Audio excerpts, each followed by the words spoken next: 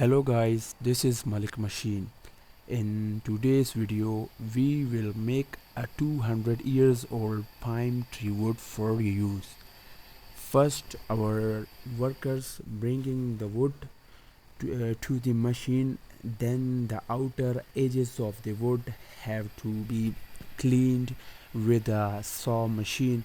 After this work, our worker cuts the wood into 4 inches.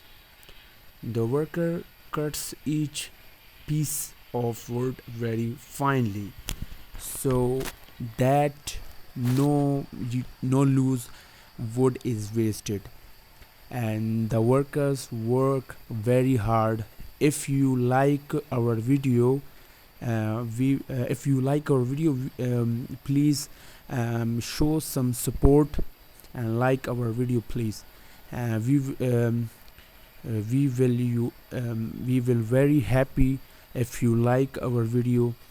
Your question and your question will be, what is the use of these wooden planks? So we tell you that it makes doors and windows.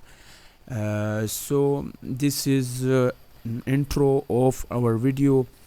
If you really like our work, please show some support, like our video, subscribe our channel, and see you in the next video. Okay, bye bye, and also much full video.